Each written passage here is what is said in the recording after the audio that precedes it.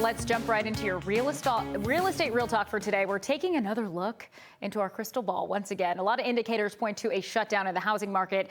Fortune tellers out there are giving it a name, the Great Deceleration. Los Angeles real estate agent Keri White joining me once again to look into the future. Keri. Good morning. Happy to do so. Okay, so what first is the driving force behind the Great Deceleration? Well, truly, and maybe luckily, right, for some of these home buyers out there, the Federal Reserve.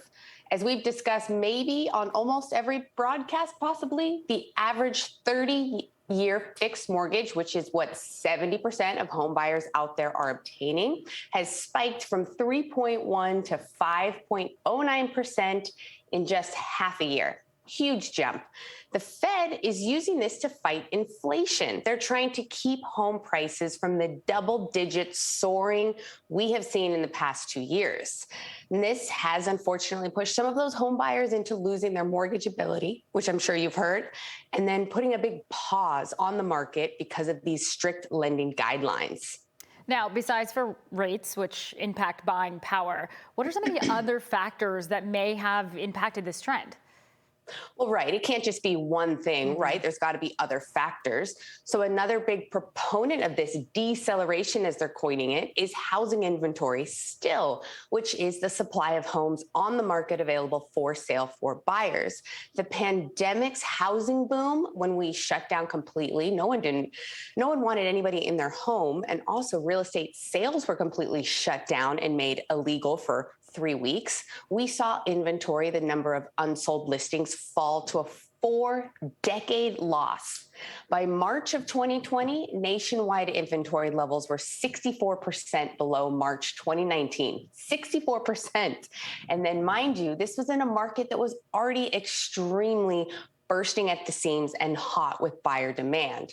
But as you flash to spring of 2022, this year, 2 years later, mortgage rates approached 5%, and this great deceleration happened as inventory levels rose again. In fact, just between March 26th and May 7th of this year, inventory levels rose 10%, which is incredible. That is incredible. And when we look at this overall scene, when we look at real estate right now, is there anything good about this change?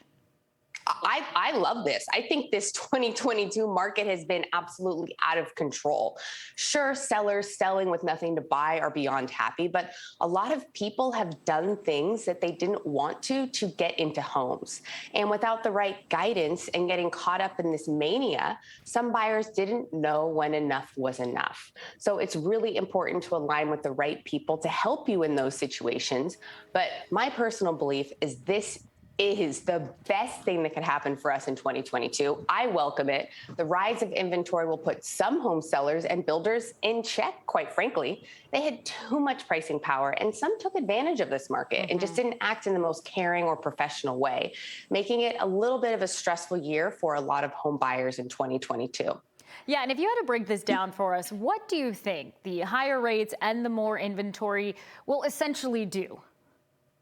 That's why they're calling it the Great Deceleration. People think it's a housing crash, it's a housing decrease, but it's deceleration. So instead of accelerating at lightning speeds like we were doing, now we're decelerating. So we're going slower.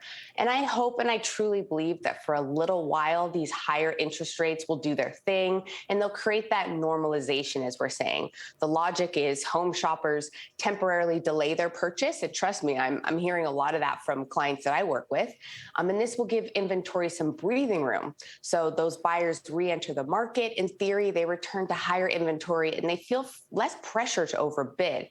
But as more and more of these buyers re-enter the market, it puts us back into the same position that we were in earlier this year as inventory starts to decrease, as these buyers come back out and start purchasing.